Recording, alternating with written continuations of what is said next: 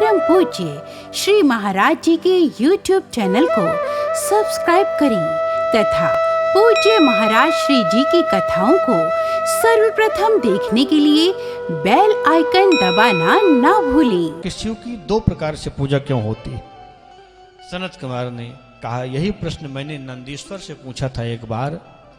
उन्होंने मुझे बताया कि शंकर की सर्वोपरि सत्ता है, उच्च सत्ता है और दो रूपों में है, निराकार और साकार। एक बार ब्रह्मा और विष्णु में विवाद हो गया।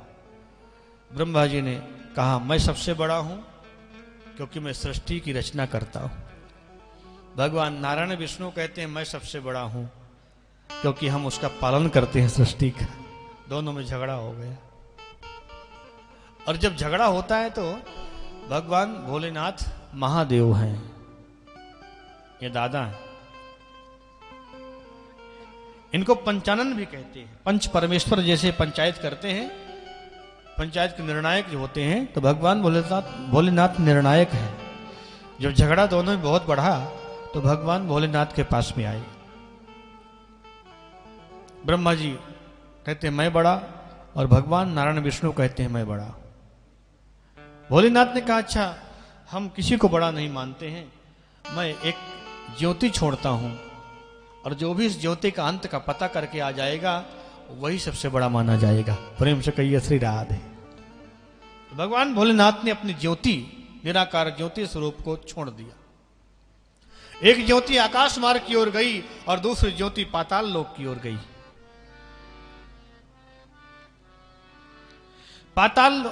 पाताल लोक की ओर भगवान नारायण विष्णु चले गए ज्योति के खोज में, और आकाश मार्ग की ओर ब्रह्मा जी चले गए उस ज्योति का अंत खोजने के लिए। खोजते खोजते खोजते खोजते सातों लोक पार करके पहुंच गए। आगे तो कुछ था नहीं। उधर नारायण नीचे पाताल लोक की ओर, अतल बितल सुतल तलातल महातल पाताल सब जगह जाकर के ज्योति का अंत खोजा, लेकिन कहीं भी ज्योति का अंत नहीं मिला। भगवान नारायण आकर के भगवान भोलेनाथ के चरणों में निवेदन किया, मुझे ज्योति का अंत नहीं मिला। लेकिन ब्रह्मा जी ने सोचा कि नारायण को तो नहीं मिला, एक काम करता हूं। ब्रह्मा जी ने दो व्यक्तियों को झूठी गवाही देने के लिए तैयार कर लिया।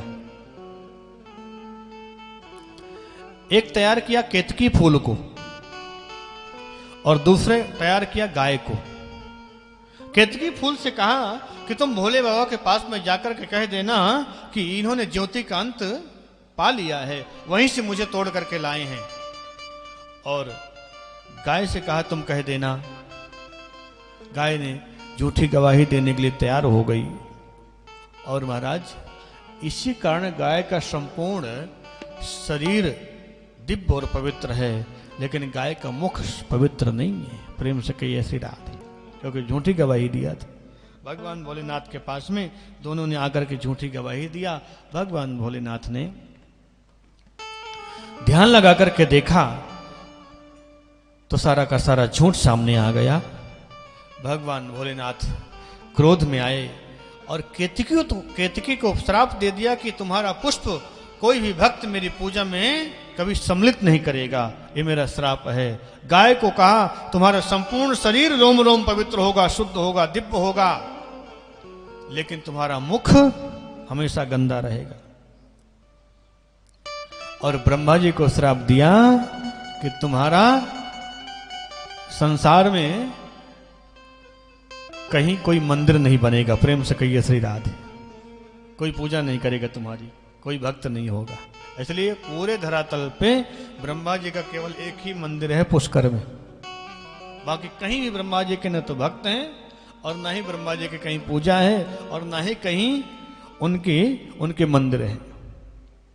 भगवान नारायण ने सही सही बताया आकर के, मैंने ज्योति का अंत नहीं खोज पाया। भगवान नारायण को आशीर्वाद दिया भगवान शिव ने कि तुम्हारे भक्त होंगे, जगह जगह मंदिर बनेंगे, अनेक भक्त होंगे, जगह जगह तुम्हारी आरती पूजा होगी, तुम्हारी कथाएं होंगी।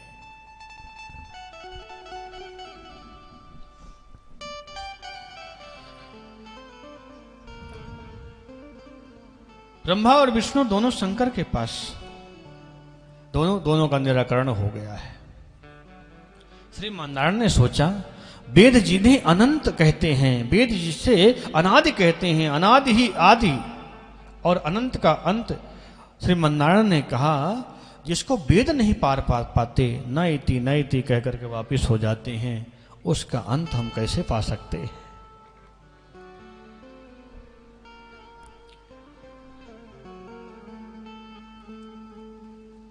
तो भगवान शिव ने नारायण प्रभु को आशीर्वाद दिया, तुम पूज्य हो, तुम्हारी पूजा पहले भी थी और तुम्हारी पूजा आगे भी होती रहेगी।